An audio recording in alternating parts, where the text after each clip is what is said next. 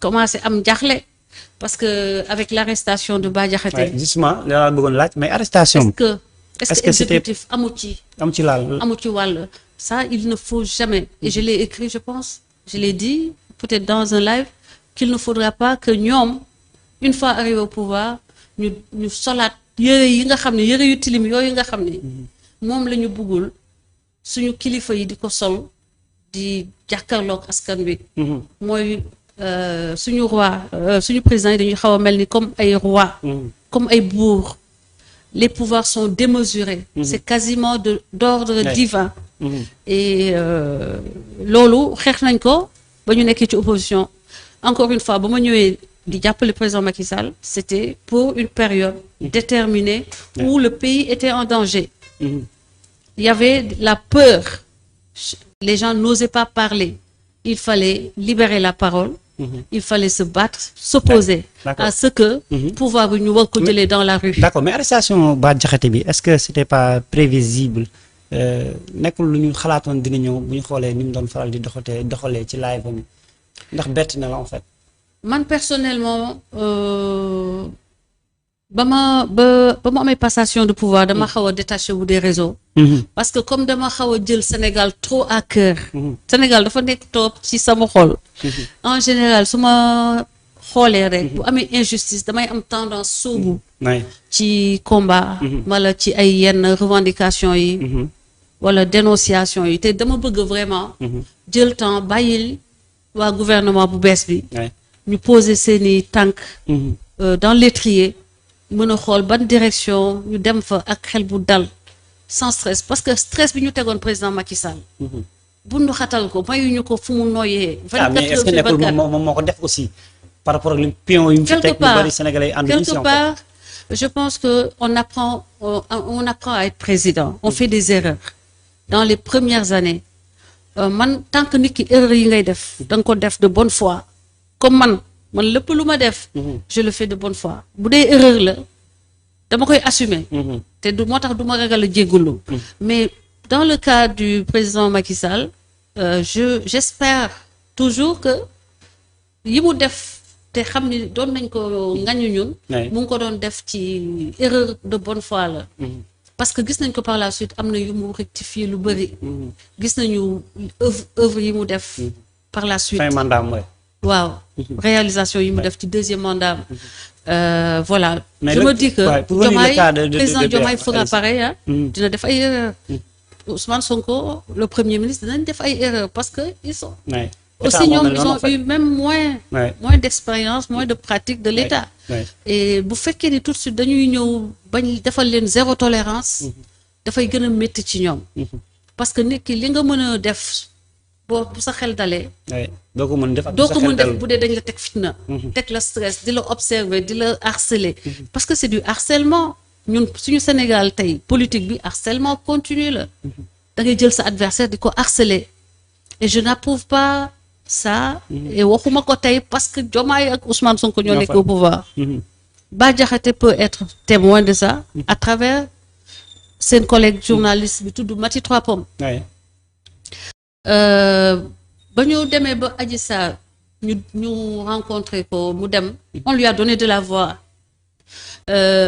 après benn instant dama woo Mati Trois Pommes ne ko waxal Bah Diakhaté que dañoo lii du suñu yoonu xeex mooy saaga yi quoi waaw j'ai dit ça Mati Trois Pommes maag moo ma doon wax jamono yooyu fekk ñu ngi dox d'ailleurs c'est à partir de là que lañ ma ostracisé teg ma ni que léegi dama bàyyi xeex bi dama trahir mafia bi en quelque sorte c'était pas vrai c'était juste une stratégie pour certains pour mun a acquérir éventuellement des avantages provenant de l'État j'ai donc parlé à Mati Trois Pommes je lui ai dit à Bah Diakhaté mu bañ a continuer les attaques ad hominem personnelles les attaques qui boobu bi Ousmane Sonko faloo la wala avant boo fekk falawul gatsa ñëwagul c'était avant le gatsa mooy moment bi Bah Diakhaté fekk amagul kii bi quoi waaw ñu ngi doog a quitter parce que ñoom Kodas la ñu nekkoon ak man moment boobu la ñu doog a beddeeku ñoom mais j'ai observé une certaine hardiesse dans l'attaque dans l'injure dans le propos qui tendait à être contraire ak man principe yi tax man j'ai expliqué à Mati que man ñun dañoo doon réagir à une situation qu'on désapprouvait maintenant est-ce que jotul ñu bañ a perpétuer loolu comme ñun dañ ko doon xeex mu ne moom mu évoquer le fait que dañ ko harceler jusqu'à son bureau on le suivait mu wax ma lépp lu ñu ko def qu'elle ne peut pas pardonner ma ne ko en tout cas c'est mon option c'est ma vision man pour man wax nañu ba ñu dégg ñu ñoom xam nañu ni que on peut résister on a les moyens de résister à ce qu'ils font maintenant nañu teg yëf yi nag léegi ci yoon bàyyi attaques yu metti quoi da nga remarqué Bah Diakhaté commencé di wax di dugg ci vie privée oui ça continue te on n'en avait plus besoin parce que équilibré woon nañu les forces et je pensais que en tant que républicain moi boobu c'est ça coïncidait avec la naissance de la page là. Il y a une page où on avait des informations qui passaient tout le temps avec des informations de première main. Et voilà, avec des méthodes que je désapprouvais. Et que je disais, mais on pensait que j'étais jalouse. Ba ma koy désapprouvé. di wax ni qu'il le fallait pas. C'était pas comme ça. On pensait que man damay wax parce que dañoo xëcc sama public léegi amatuma buzz non j'ai pas besoin. yow xam nga ni su ma soxlaa wax sama wax fu ma waxee. mais ndax woo nga Bah Diakhaté ni ko Bah Diakhaté wàññil wax ji. non parce que ñoom ba ñu quitté Kodas dañoo couper les ponts. je l'ai appelé je pense je l'ai appelé une fois mu rappelé ma. on a parlé rapidement il avait un appel suñu wax yeggul il m'a pas rappelé je vais pas le rappeler. Parce que c'est le principe des réseaux man ni muy doxee je connais c'est que il voulait pas qu'on parle de ça parce que xam naa ni am na kersa wax ak man ci yenn yi te bëggul topp li ma bëgg parce que ñenn yi aussi dañoo foog ni il fallait ñu wone ni que du ma seen patron que je suis pas la patronne donc si vous constatez man ba ma arrêté wax ci Ousmane Sonko kenn xalaatu woon ni sax élection yi dina bokk ci élection yi ba ma arrêté man wax ci moom mooy di wax kenn xamul woon ndax il était en prison donc bu fekkoon ni man dama nekk partisane des attaques yu manqué noblesse wala yu nekk yu en bas de la ceinture ba nit ki nekkee kaso nga koy gën a sonal wala nga ci mel ni dama doon gis mu mel ni nit ñi dañ ciy tirer une sorte de jouissance benn haine non je suis pas dans ça je suis pas dans voilà exactement c'est comme si certains prenaient du plaisir à dire des choses ou à faire des choses au camp adverse quand je parlais quand j'attaquais c'était toujours pour régler un problème pour passer un message parce que man dama leen doon wax ne boo leen ma attaqué man samay waajur du ma nekk di yéen ñii nga xam ne kenn xamu leen ka nga xam ne moom ngeen bëgg a xeexal moom lay attaqué muy Ousmane Sonko d'accord au-delà de Ousmane Sonko vous ne m'avez jamais vu ma attaqué benn leader au Pastef à part El Malick Ndiaye parce que maag moom ñun ñoo sañ ci réseau yi on a un délai maag moom xam na yaa ngi comprendre parce que daf ma def des méthodes de combat yoo xam ni mooy yii sax ma koy désapprouvé mooy comme ni ma désapprouvé le combat un mois de Bah Diakhaté noonu laa désapprouvé woon El Malick et c'est resté entre maag moom toujours ma naan ko saaga du defar réew mais Bah Diakhaté bu mu demee ba egg ci surtout moment bu mu ko waxee Ousmane Sonko Bassirou Diomaye Faye ñu falu mu taxaw ni diw borom ñaar turi la góor jigéen la yor naa ay preuve ñu arrêté ko waxul preuve mais Bassirou Diomaye Faye nee na li mu yor ci information mi ngi ko jëlee ci tel journal mais wax ji mu attaqué Ousmane Sonko wax ji ñaaw ji écoutez déjà suñ ma joxee information boo xam ni du man maa koo xam dañ ma ko jottali su may wax subjonctif laay utiliser conditionnel laay utiliser j'utilise le conditionnel il paraîtrait que il aurait tu vois j'évite damay utiliser forme bi nga xam ni day firndeel ni lii may wax ni affirmation bi ngay daw en fait duma affirmer parce que comme je le disais dans le dossier où je défendais la jeune femme là dama doon wax ni j'étais pas dans la chambre donc mënuma leen wax ni lii moo fa xew mais comme citoyenne la dem na porter plainte république may na ko kamu jiiñ joxoñ nee na dem naa fa. donc problème am na. dañ leen di àtte. man donc mon combat c'était nañu leen. dañu dem ci yoon ñu déglu leen. mais Bah Diakhaté kàddu yi. ñaaw na de maintenant kàddu yi Bah di wax. moo am fitu wax ko. moo am raison wax ko. man personnellement je ne suis pas de cette culture.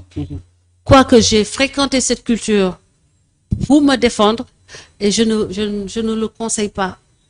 Parce que dignité humaine moo tax ñuy xeex jubbanti bi dafa laaj ñu li nga xam ne jaar nañ ci mu nekk lu ñaaw. ñu gàttal lu mu gën a gàtt. mais ñiy wax naan li ñu ko jàppee nii dafay wàññi démocratie bi gis nañu waa APR leader yi commencé ñëw di ko jàppale bon est-ce que mënuñu ko wax dëgg d'abord. Ils sont toujours dans une logique de politicien des deux côtés. Je ne sais pas man Bah Diakhaté c'est un politique. APR la bokk man bokkuma benn parti man sama parti Sénégal la faral. ku nekkal ci côté Sénégal ci ku défendre avantage du Sénégal. ku représenter les avantages du Sénégal sama parti day ñëw sama mouvement day ñëw dooleel la bu fekkee ni sa kii situation xaw na critique. mais man daal je ne valide pas et je n'approuve pas les méthodes politiciennes. te nag amul ku ma mun a xooxatal ba du ma wax ni lii d'accord ma ci. parce que xam naa ni que ñu bëri tey ñu ngi defee ni damay génn di wax ni li mu wax noonu la am na droit wax ko parce que Ousmane Sonko doon na wax lu raw loolu man je sais que c'est ce qu'on va dire comme argument. mais si Ousmane Sonko le disait ba ko Ousmane di def ñun dañ ko doon xeex ndax li muy def. est-ce que comprendre nga man fi may xalaatee man dama ko doon xeex ndax loolu. mais buñ ko koy def tey. mënuma ñëw ne damay jàppale ka ko koy def. parce que moom defoon na ko. two wrong don't make a right. maanaam ñaari. une chose bu amee ku def erreur. yow bu dee da nga defaat beneen erreur. taxul ba ñaar yooyu. nekk benn daal di def mu nekk une chose juste. two wrong cannot make a right. loolu la anglais doon. don't make a right. boo jëlee ki def lu bon. da ngay def lu baax. pour que nga make ko right. pour que nga jubbanti ko. mais kii doon def lu bon nga taxaw takk sa ndigg jongu xeex ko. yow nga ñëw kooku léegi nekk au pouvoir nga ne du da nga doon def loolu. man maintenant je vais te rendre la monnaie de ta pièce. mooy ni kon man gëmuma woon li ma doon xeex. quand même man du ma taxaw la ñu ma def ci sous Ousmane Sonko. man la ñu njëkk a saaga. jour ba mu génnee livre solution. ba tey lañ ba 2024. ba ñu jëlee nguur ga. mais la ñu arrêté di ma saaga arrêté guñu sax parce que yenn saa yu ma wax lu baax ñu ñëw naan ma jom mi amul heure. bêtes qu'ils sont. parce que yow xamoo nit ki lu muy xeex. xamoo histoire am mais man tey du ma ñëw di saaga Sonko. wala di ko attaqué wala di kii parce que dañ ma doon saaga. ça c'est une vue de l'esprit boo xam ne dafa erroné. mais Bah Diakhaté allez-y. maintenant. si les autres certains gis naa ni ci réseau yi majeure partie ñi ma doon àndal di xeex ñëpp bàyyi nañ ma parce que ànduma ci comme non du ma attaqué man du ma attaqué noonu mais bu ma leen gisee nag ñu def lu jaaduwul ma toog muñ ñu continuer ci lu jaaduwul ma dem ba gis ni que lii nag mën na yàqal Sénégal dara bu boobaa dinaa ñëw xeex mais affaire politicien ni mu demee nii non man je n'approuve pas fi ma la bëgg a laaj justement mooy dañu gis enquêteurs yi bi ñu ko tegee loxo ñu fàttali leen le 27 mai bi la ñu koy àtte flagrant délit moom ci boppam. ak ki nga xamante mooy oustaz bi mais moom Bah Diakhaté li ñu gis ci portable am ay information côté Wave xaalis bi ñu ko doon envoyé ñu gis ci Mamadou Gueye bu nekkoon domaine ak Abdoulaye Timbo ak yeneen nit. ñu koy jox xaalis 10 millions valeur presque 10 millions la gis nga affiche baa ngi nii gis nga information yaa ngi nii presque 10 millions la ñu fekk ci compte Wave am tur yi ñu doon envoyé ñu ne Abdoulaye Timbo nekkoon fii nekk nijaay président Macky Sall Birame Faye Alassane Djiba ak Mamadou Gueye bi yoroon yi nga xamante ni moom mooy impôt.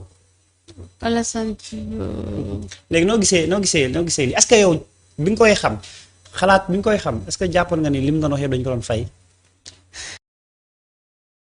dañ ko doon jiiñ man je n'y croyais pas. man par contre dama lay soo xoolee sama Wave di nga gis. peut-être montant bu day noonu loo xam ne dama ko séddale ay doomu Sénégal yoo xam ne dama leen doon encourager jamono yi may xeex. ma gëm ni que li ma doon xeex moo doon intérêt Sénégal mooy que Sénégal ñu stable. ñu dooleel nguur gi ba nga xam ne élection day am passation de pouvoir. nekk dans des conditions yoo xam ne des conditions républicaines. mais envoyé yi gëm nga ko envoyé yi xanaa kan source bi lan la Seneweb. mais Seneweb du exposé wu à ce que moom Bah Diakhaté porte leen plainte. parce que lii kon ce serait. li diffamation la. bu boobaa Seneweb lay porter plainte. là c'est le compte web de Bah Diakhaté qui parle. et man jusqu'à preuve du contraire je me dis que Seneweb amul benn raison de diffamer Bah Diakhaté. et ils font leur métier de journaliste et certainement les dignitaires de l'APR dañ ko doon jàppale pour qu'ils continuent à pouvoir faire ce combat qu'ils estiment être intérêt APR. man nag bokkuma APR. man xaaruma leen li waroon ci combat bi man sama xaalis bopp laa ci def. quand on m'a soutenu ça n'a pas couvert mes dépenses. man li ñu ma jàppale te ñu ma ko jàppale. c'était par rapport à quoi en fait jamono yi may xeexal may jël ay billets d'avion. di ñëw di def ay conférences de presse et di mobiliser. les femmes jox xaalis bi. non c'est xaw ma sax kan la. parce que anonyme on ne m'a jamais révélé. dañ naan am lii pour xeex bi la. ouais mais ci xeex bi la ñu doon gis ngay def ay live est-ce que du ñu jàpp ni peut-être live yi nga doon def. kenn musuma fay kenn amul sax bu dee man su ma doon fayeeku. bu doon damay fayeeku man sama combat. je ne pense pas que am na ci ñi ma gis ni ku ma ci mën a fay parce que attanuñu ko. su ma doon quantifier man. valeur li may def su may xeexal nit. gisuma du 10 millions mooy sama fay. du 10 millions mooy sa fay. du 50 millions mooy sama fay. bu boobaa damay laaj nit ñi ñëpp milliards. ay milliards laay laaj wala ay centaines de millions. parce que sama bakkan laa ci tegoon. et je pense que tu conviens avec moi que bakkan. nit du ko jaay ci 10 millions wala 20 millions. wala 50 millions. mais am na ñu naan risque gros mandat dépôt bi jugement bi mën nañu ko daan. je lui souhaite pas. et je ne le souhaite pas parce que Bah Diakhaté c'est quelqu'un de bien. au fond man li ma xam ci Bah Diakhaté c'est quelqu'un personnellement li ma jot a am ci moom échange. man gëm naa ne nit ku baax la. Bah Diakhaté li ma ci jot a xamuma ko parce que musuma ko teg ba. est-ce que naxul parce que nit ku baax dina tuumaal morom nitam di ko tuumaal borom ñaari tur. effectivement en fait. dafa juum. ak xër. xam nga xër. est-ce que du 10 millions yi tamit. quand on aime quelqu'un je pense qu'il aime le président Macky Sall. la perte du pouvoir. le fait que le président perde pouvoir bi mën na ko affecter psychologiquement émotionnellement. ba mu génn ci. li nga xam ni mooy normalement. moom logique bu baax bi. waaw.